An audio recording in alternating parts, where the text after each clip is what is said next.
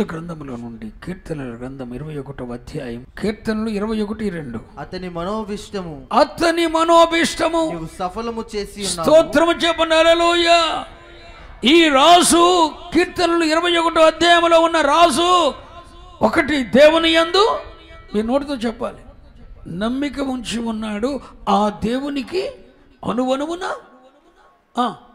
నమ్మకస్తుడై ఉన్నాడు. ఈ రాజు జీవితంలో దేవుడు చేసిన మొదటి అద్భుతం ఏంటంటే అతని మనోభీష్టాన్ని దేవుడు సఫలం చేశాడు. స్తపలు కూడా దేవుని మహిమపరచండి. అతని మనోభీష్టాన్ని దేవుడు సఫలం చేశాడు.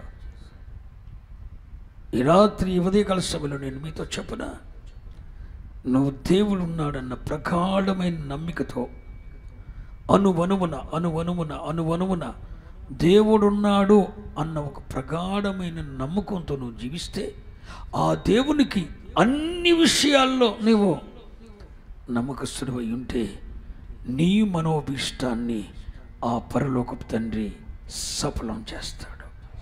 నీ మనోభీష్టాన్ని ఆ పరలోకపు తండ్రి సఫలం చేస్తాడు. ఆనోకు యొక్క మనోభీష్టం ఏంటి? దేవునితో కూడా నడుస్తూ ఆయన ఎదుకు వెళ్ళిపోవాలి. మరి ఆనోకు దేవుని యందు ప్రగాఢమైన నమ్మిక ఉంచాడు. ఆ దేవునికి అనువనువున నమ్మకస్తుడై ఉన్నాడు. ఆనోకు యొక్క మనోభీష్టం నెరవేర్చబడింది. దేవునితో తన సత్సంబంధం కాపాడుకోగలిగాడు. ఈ శుభవేళ ఈ 2 లక్షణాలు నీలో ఉంటే, దేవుని యందు ప్రగాఢమైన నమ్మిక ఉండి ఆయన యందు నువ్వు అనువనువున నమ్మకస్తుడివై ఉంటే నీ మనోభీష్టమును తండ్రి సఫలం చేస్తాడు. ఏ విషయంలో విఫలం కావో. కొంతమంది విస్తారంగా విత్తుతారు, పంట కొంచెమే పండుతుంది. కొంతమంది విత్తుతారు, ఏమిత్తుతారు, ఏ పంట ఇచ్చినా వాళ్ళ పండేది ముండ్ల తుప్పలే, గచ్చపోదలే. ఎందుకంటే శాపం నొందారు. కానీ దేవుని యందు నమ్మిక ఉంచిన ఒక మనుషుడు ఆ దేవునికి అనువనువున నమ్మకస్తుడై ఉంటే అతని మనోభీష్టాన్ని దేవుడు సఫలం చేస్తాడు. ఏం చేసినా సఫలం చేస్తాడు. పరిశుద్ధ గ్రంథములో నుండి అదే కీర్తనల గ్రంథం 37వ అధ్యాయం 5వ వచనం చూడండి. అదే కీర్తనల గ్రంథం 37వ అధ్యాయం 5వ వచనం. నీ మార్గమును యెహోవాకు అప్పగింపుము, నీవు ఆయనను నమ్ముకొనుము, ఆయన నీ కార్యములు నెరవేర్చును. దేవునికి స్తోత్రం చెప్పండి. అరే బాబు, నువ్వెవరినో కాదురా, మనుషుల్ని కాదురా బాబు నమ్ముకునేది. నీ చేతి వృత్తిని కాదురా బాబు నమ్ముకునేది. నీ దేవుని నమ్ముకో. దేవుని నమ్ముకో. దేవుడున్నాడు అని ప్రగాఢమైన నమ్మకం ఉంచు. 2, ఆ దేవునికి అనువనువున విశ్వాసత కనపరుస్తూ నమ్మకస్తుడివై ఉండు. నీ దేవుడు నీ మనోభీష్టాన్ని సఫలం చేస్తాడు. నీ కార్యమును ఆయన నెరవేరుస్తాడు. నువ్వు ఆయన నమ్ముకొని చూడు బిడ్డ, నీ కార్యాన్ని సఫలం చేస్తాడు. నీ కార్యాన్ని సఫలం చేస్తాడు. నువ్వు ఆయన నమ్ముకో. నీ బిడ్డలకి వివాహం చేయాలనుకుంటున్నావా? ఆయన నమ్ముకో, కార్యం సఫలం చేస్తాడు. బిజినెస్లో, వ్యాపారంలో, వృత్తిలో, వ్యవసాయంలో విస్తరించాలని ఆశపడుతున్నావా? వ్యాపించాలని ఆశపడుతున్నావా?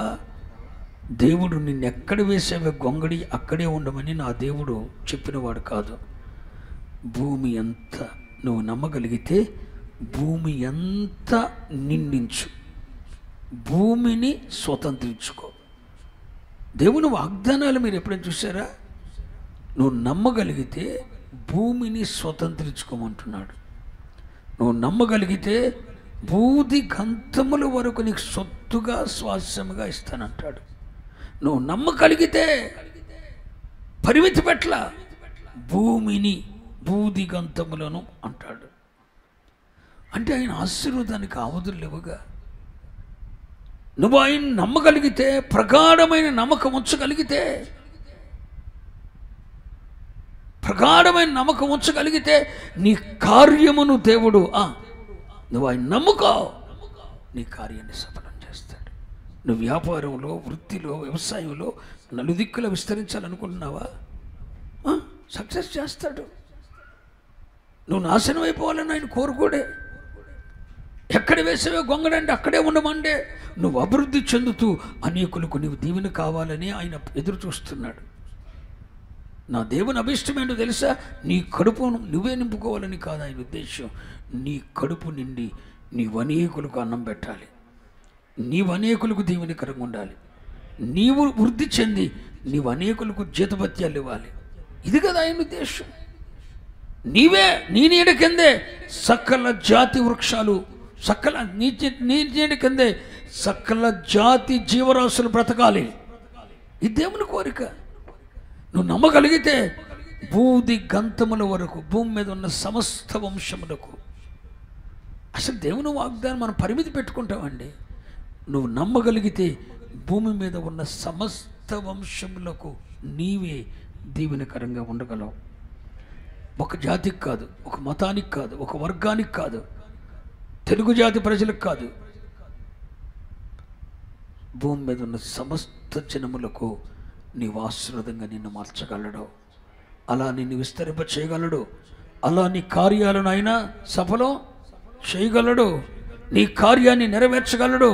నీ మనోభీష్టాన్ని అయినా సఫలం చేయగలడు. ఎప్పుడండి? నువ్వు ఆయనను నమ్ముకున్నప్పుడు. నువ్వు ఆయన నమ్ముకో. నువ్వు ఆయన నమ్ముకోవడం ఒక ఎత్తు అయితే, నమ్ముకున్న నీవు అనువనువున ఆయనకు నమ్మకస్తుడవై ఉండగలిగితే, నెంబర్ 1, ఆయన నీ మనోభీష్టమును సఫలం చేస్తాడు, నీ కార్యమును నెరవేరుస్తాడు, భూమి మీద ఉన్న సమస్త వంశములకు నేను దీవెనకరంగా మారుస్తాడు. భూమిని నీకు దమ్ముంటే బూది గంతములని నువ్వు స్వతంత్రించుకునేటట్టు చేయగలడు. నువ్వు నమ్మగలిగితే అలా నీ కార్యాన్ని, నీ మనోభీష్టాన్ని ఆయన సఫలం చేస్తాడు.